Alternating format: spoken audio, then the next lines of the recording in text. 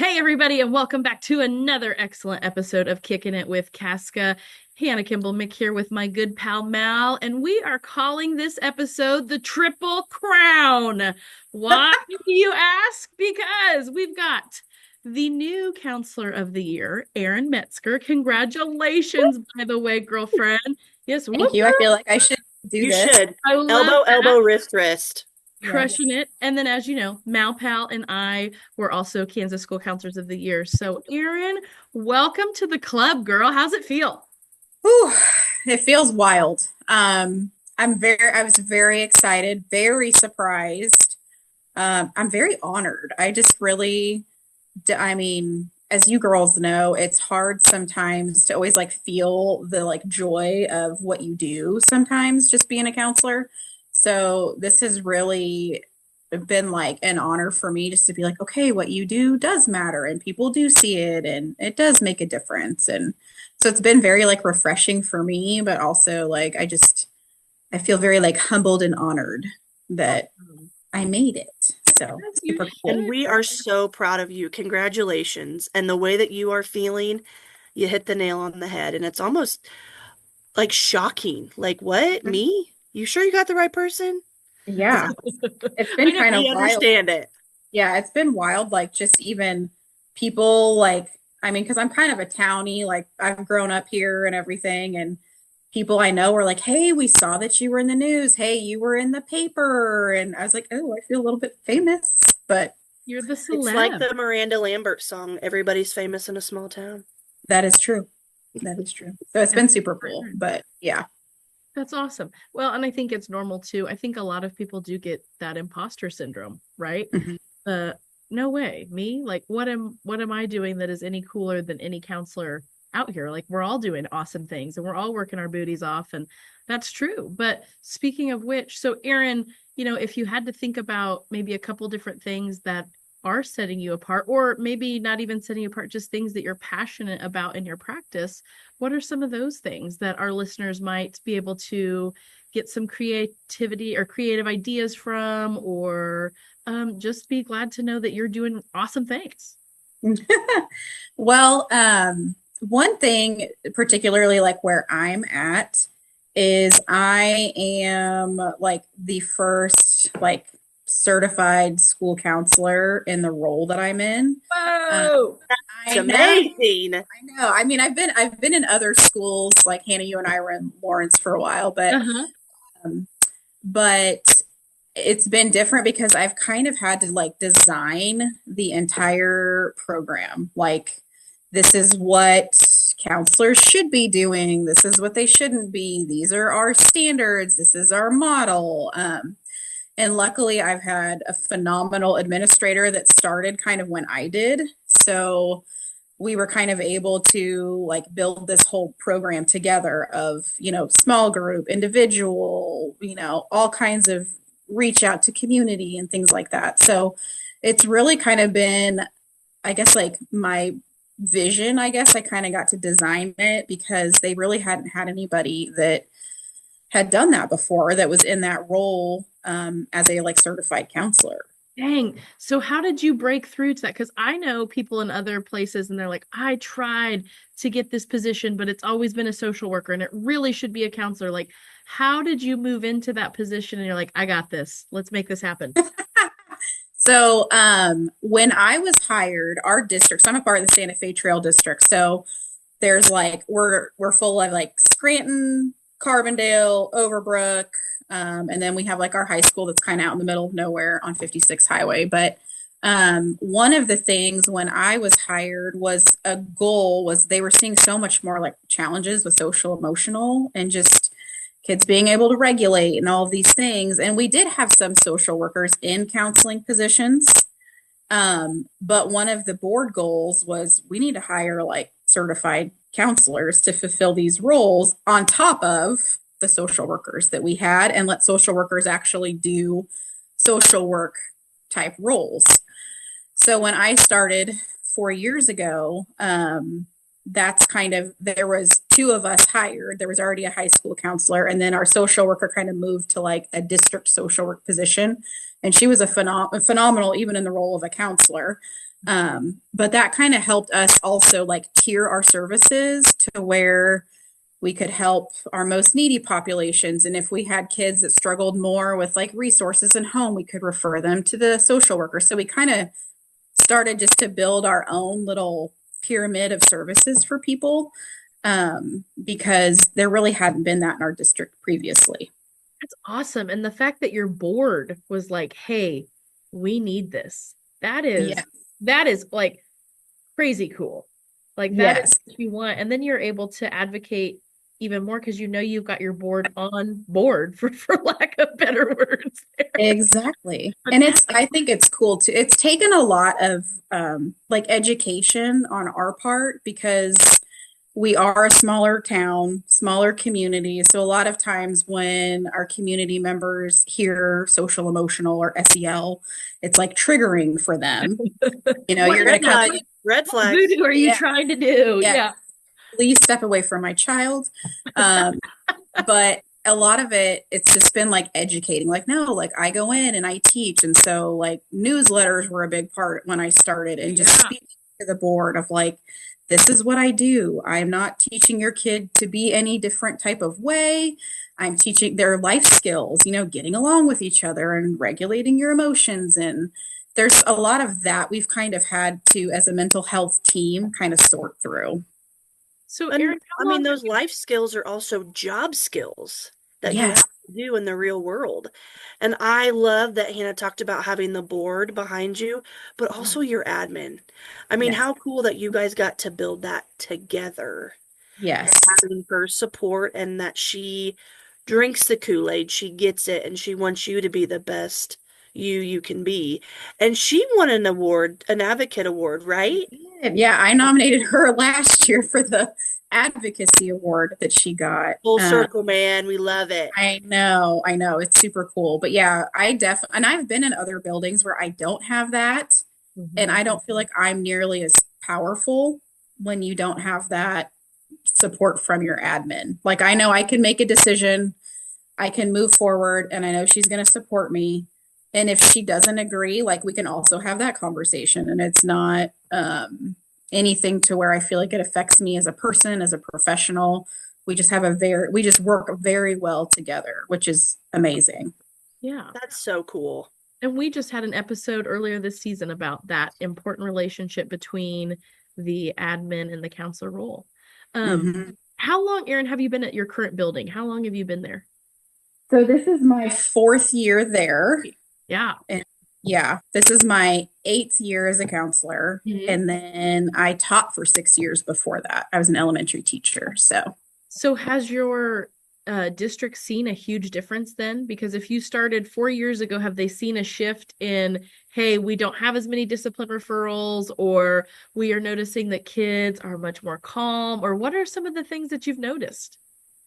So one thing when I started too was, you know, we're always trying to like find data. Like how do we say that what I'm doing is working, or how do we say that the skills I'm teaching the kids they're using? So we did a lot of like with the sabers and the my sabers through fastbridge. That was kind of a piece of what we've used, which I think a lot of districts and schools use now. So I always use that to kind of help balance my groups and things, but we also look at like attendance, and we look at hospice referrals. Like those are my three things I always kind of look at when we're kind of tiering kids. And so when I started, that was one thing my principal and I talked about is instead of just kind of like picking all these random kids because a teacher feels like they have this issue or this that they need to work on, or a parent feels that way, like what's the data to show that it's affecting them and those kinds of things. So that's kind of how we started it. And then we give that assessment 3 times a year, which most schools do. And I look at all those things throughout, and we kind of tier the kids based on their need. And then after every sabers, like I just did this today, I go through and I look at my kids that I've had in group or my kids that I've had in individual and see, are the teachers still seeing the same things? Because I always let the teachers provide feedback too, because they have the kids all day. Sure. are they seeing improvements? What else can we do? And so I have like a little form that teachers fill out and send back to me so that I can kind of see what we still need to work on, or if we've had improvement or growth, things like that. Awesome. So, for some of our listeners out there, I know I've been in a building before where we've taken some data and it looked hot. I mean, it was like the inverted triangle, right? It was like, oh, the whole part that's supposed to be green is on fire. So, Erin, have you ever had data that looked like that? And if you do, what do you Yeah. do then? Because I think I was a baby counselor and I freaked out, man. I was like, I guess I have to run 47 groups and I have to go to the classes more. And like, I was just having like a panic. So tell us what you've done if you've been in a situation like that. Yes, I have been in that situation. It's super fun. You feel like you're a really effective human when you look at data like that. Um, no, but one thing I think too, a lot of times, and I even tell teachers this, is sometimes groups aren't the answer. Like, I feel like a lot of times we rush to this, well, this kid needs to be in group. Well, that kid might not be group ready.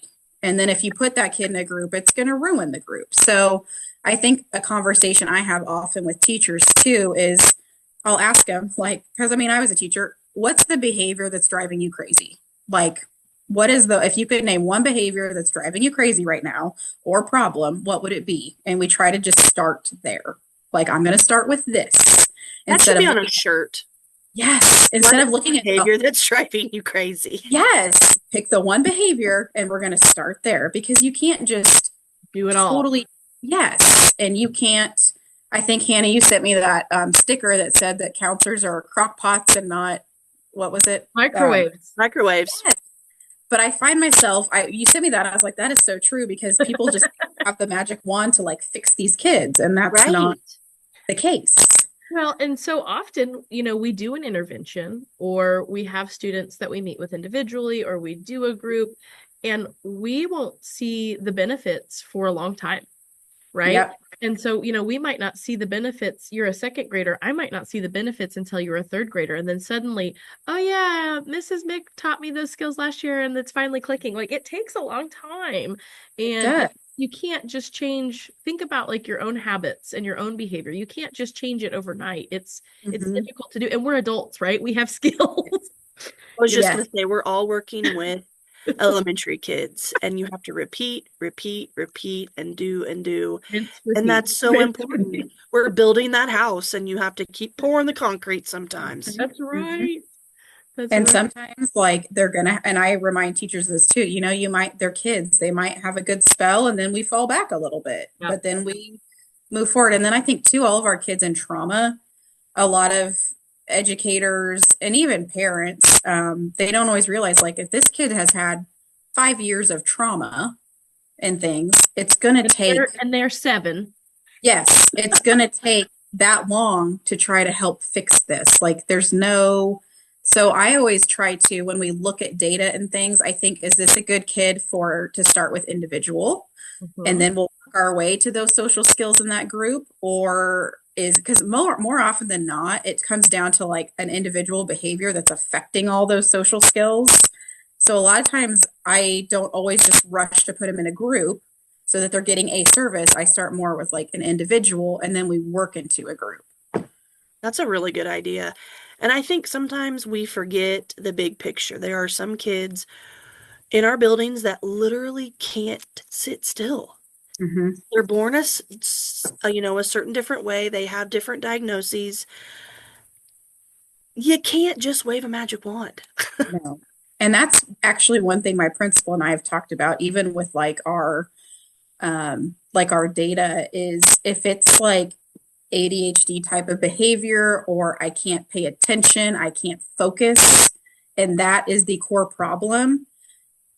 Counseling is not going to provide a ton of support when it's more of a neurological issue.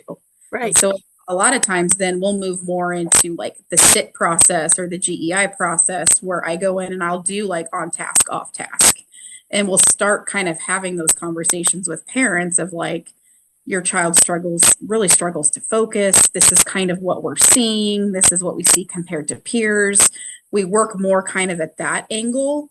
Because I mean, we can provide strategies to help focus and things like that, but a lot of times, a lot of those things are kind of out of those kids' hands and their parents' hands if it's something going on neurologically. I agree. And, we can do different impulse control things and Mhm. games, and we can see small gains there, but you're exactly right. Like the counseling, unfortunately, is not going to help with that a ton. Yeah. I'm with you on that. Yeah. So in Overbrook, this is a small area, correcto mundo? Correcto. Yep. So again, back to our Triple Crown. I mean, Mallory and I both grew up in small town America. Hmm. And sometimes when you're out in the rural areas, you are like it for mental health. Hmm. Is that true for you, Erin? So, yes, we, so there's like our district social worker, and then each school has a counselor. But one thing that we have struggled with, where occasionally it's a little bit better right now, but we have struggled with referring kids, even to like, because we use crosswinds too to kind of help partner with the school, and occasionally the therapist will come in. Well, they have massive turnover. So we were getting to where kids were just sitting on a wait list and nobody could see them. We're kind of between Lawrence and Topeka. So traveling, to get services in another area is always kind of a struggle for some of our families. But also, when we've had like such a mental health crisis, a lot of our kids would get waitlisted or just would say, you're not an in county, you're not a resident of Douglas County or Shawnee County. So we're not going to serve you. And so then we have to look more at like private practice or things like that. And a lot of that's just not financially. Not affordable. Yeah. So we ran into that, but last September we wrote a grant as a district, and we got like $500,000, and we Wow. hired, Cha-ching. I know, and we actually hired a licensed therapist and another social worker with that. Wow. So our licensed therapist is actually at like our middle school. We have like a 4-8 building. So she's actually there, and she provides individual counseling for kids during the day. And Wow. she does family. She does a ton of family work, and she has our highest needs families if they're open to it. That's awesome. She's providing all that for free for them because of our grant. That is amazing. Yeah. Whoa. Wow. Dang. So that's been super cool. And it's a 3-year grant. So, of course, that part kind of stinks, but we're kind of trying to collect data and show like how many kids she sees and things so that we can either maintain her position, or if this funding comes up again in those times, like we can try again. And so we have a licensed counselor in every building. And then I have the district social worker that we had before. She's housed at Overbrook now with me. So there's 2 of us, which is great. Nice. Me too. And then the middle school has the counselor and the licensed therapist. And then the high school has the additional social worker we hired plus the counselor. So now we have 2 in each building. I mean, our jobs are different, but at the same time, like it's been great because if I'm bogged down, then she can step in and help. And if she's bogged down, then I could step in. And it's All just about teamwork, baby. yes. And we've had to kind of design, our process of how do we refer people to our therapist and our families and things like that. So it's been really good work. We've done a lot of work in the time that I've been at Santa Fe Trail, but because we were just running into so many issues with our kids getting services that they needed. And it all would just, we can't turn those kids away. So then it all falls back on us at school. And a lot of those things we're not licensed to do anyway. So, Right. Well, it sounds like you found a good solution for right now. I mean, mm-hmm. I think that is so cool. I remember, I'm sure you do too, Erin, we would have wrap workers, the social Yes. workers that were licensed therapists come into our buildings in Lawrence, and that was awesome. But Mm-hmm. like my wrap worker, who was amazing, he was only there like 2 half days a week, sometimes maybe less than that. And so while it was wonderful having them, I mean, it was difficult for my students to always get seen. So having somebody that is staffed with you, that is wow. Yes.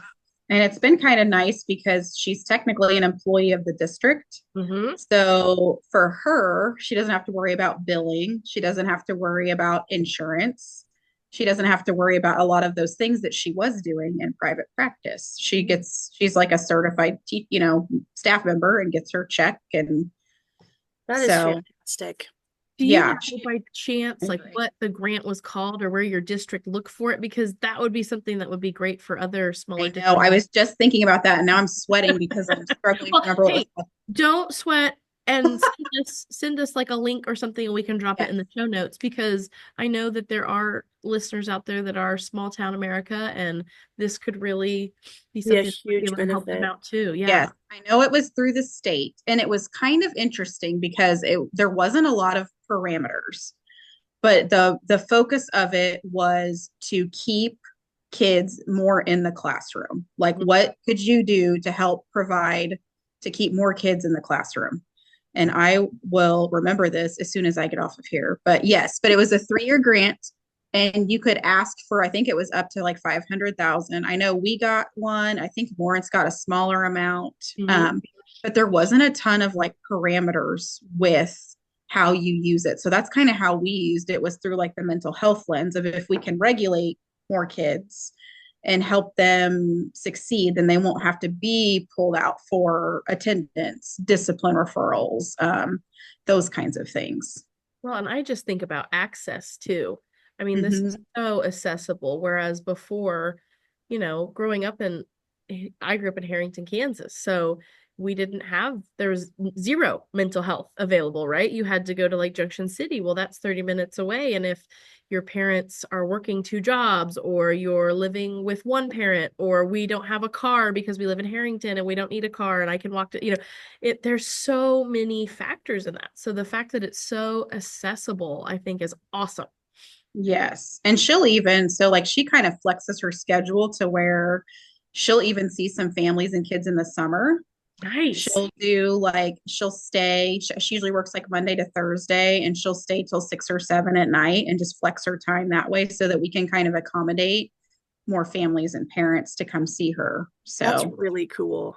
And yeah. just taking out all of those barriers that a lot of people run into, especially in rural Kansas. Mm. Yes. Yes. I wish we could have one of her in like every building because I mean, we're making gains, but then again, like now she's waitlisted. Well, hey, So write that That's a down. good That's problem that's and data. all it is. about the data. Hmm. Yeah. Yeah. So that has been very life changing in terms of even just how effectively like I can do my job is Absolutely. it's more proactive. Like before, I just felt like all I did all day was run to crisis to crisis to crisis to crisis to crisis, which some days, they're like that anyway. But having our other social worker in the building with me, it allows, like if I'm with a student in a session, she can go. Or if she's in a student, then I can go. Like I'm not nearly as like frantic of like, oh my gosh, like all I do all day is run around or, deal with this kid who's melting or this kid hit me or, those things that just drain us. Yes. Well, and then you can help more adults too. Yes. Because Yes. yes, we help the kids, but man, it's more adults too. It really is. And I feel like that's kind of like shifted a little bit, like maybe since COVID, I don't know, but I feel like a lot of times I work a lot more with just adults regulating, teachers regulating than even kids some days. Well, sure. I So mean, speaking of that, oh, go ahead. what would be your piece of advice for people in rural Kansas or that are applying for jobs in rural Kansas because of XYZ? What would be your main piece of advice for them? I would say make connections with others. Like, I mean, if I even got to a point like, I'd reach out to some of my like Lawrence colleagues or, like I have a friend who's a nurse practitioner. Like, do you see kids for these different things? Like just trying to use your connections and not being afraid to ask other counselors, other people, because we've all kind of had to start from somewhere. And a lot of times, I don't know about you girls, but I'll find out about like a resource or something that's been out for like a few years and I literally had no idea that Yes. like I could be using that. Oh, It's not absolutely. always about what you know, it's who you know. Yes, that's a huge part. And I feel like in a small town too, like even just things like clothes or food, like there's going to be a church or there's going to be this person that's in charge of this, and just kind of getting to know not only your community but like the people in it.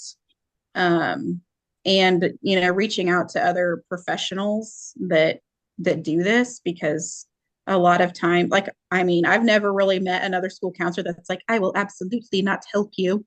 Um so I think Hope we're all not. pretty, I know, I think we're all pretty helpful with each other. So I know in the beginning when I started, I felt like very alone and like, what am I doing? I have absolutely no idea how to do any of this. Girl, there And are some days 13 years into this that I feel like that. I know, same. There are Oh, some days I'm like, yes. what has happened? But I just remember being a young, like fresh counselor coming from the classroom, and I'm just like, I don't even know where to begin, what to do, who do I see, how do I go pull a kid out of a classroom if they're with a teacher, just like all those things. Well, and when you are, the only counselor in your, you are probably the only elementary counselor. And it's Mm-hmm. like, what do I do? Who do I call? And Mm-hmm. that's why it's so important to get involved like in your state organization. So you can Yes. meet other elementary counselors that you can call, like Hannah and Mallory, to help you out if you need something. Because my first year of counseling, I probably called Mallory 252 times. And I don't even think we're in school that many days, right? But I had other counselors in my district that I could call as well. And so if you don't have that, it's scary because you're like, what who do I call? So Yeah. getting involved in And you don't want to feel like you don't know what you're doing. right, At the same time with counseling too, you have to be careful that you don't get into like a legal issue. right? So it's always better to ask. Consult. And Absolutely. yes, I always tell people it's okay because the counselor needs counseling too. yes, Okay. I know. I say that all the time. Like I All don't the know time. everything, but I'll give you my best shot here. But Exactly. And yeah. always consult. If you don't know, it's okay. Mm-hmm. It Mm-hmm. is okay to ask for help. We tell the kids that, we tell the grown-ups Yeah. that we work with that. We have to take our own advice. So, Yeah. absolutely. If you need help out there, we're all here for you. Right. It's all good. We got you. We got you. Yes. And it's hard because no matter, I mean, like our grad programs, yeah, they prepare you for a lot of things. But I think too, if you've never, like, if you haven't taught before too, you also then have to learn that whole school setting on top of that. Yeah, on top of, and it doesn't make or break, Mhm. what kind of a counselor you are, but that's like a whole other beast to learn too, if you've never like been in a school before as well, just how that works. Right. Yeah. And when you're in charge of things, like if you are in charge of GEI or SIT or a 504 or something like that, you got to ask for help because all eyes are on you if you're typing or running the meeting. And I'm pretty open. I'm like, listen, I know a lot of things, but I don't know what that stands for. What are those letters? Yes. What are all those acronyms that you like here? Yes. And parents don't know those either. So they Yeah. appreciate When you ask asking. that question, And yeah. when yeah, when you are just very transparent. Erin, you are so amazing. We are so proud of you. I love Thank it. you. Thank you. But I you're appreciate doing it. amazing stuff in your data collection, getting that licensed counselor. Awesome. Crushing it. Thank, Every day. And she's also a mama and a wife. Rock on. thank you. So cool. Okay, we always end with a fun question. Okay, I'm ready. Okay, so I know we've talked about what we've done before, and of course, we're all counselors, but if you were not a school counselor or a teacher, what would you be doing? Oh, this is hard. I know. I feel like right now all of my motivation is food. I love it. So I feel like like those Hallmark movies where it's like small town and like somebody owns the bakery and people come in and get coffee and like Yes. everybody. That's what I want to do. Ooh, I love it. I could see you doing that. Yeah, I would like that. Baking the good. I can't really bake, but I mean, we could like Nestle Toll House or Yeah. something. But Just yeah, warm out of the oven. They don't, I mean, if you make them at home, it's homemade, right? yeah, that's that's true. exactly right. Yeah. So something like that, I think I would like to do. Love it. Well, I would be in line to visit you for coffee and treats for sure. Perfect. Perfect. Coffee with For the sure. counselor. A whole new meaning. Ooh, I like it. I like it. I love that. It's like coffee with the cops that they do sometimes, but with the counselor. Oh, Mhm. So fun. Yeah. Erin, so proud of you. Congratulations. Hannah, so You. proud of you too, my queen. Yes, congratulations to you. thank you guys. Thank you. Yes. Well, So Erin, cool. you're crushing it. Thank you for joining us. And Yes. this has been another excellent episode of Kicking It with Casca.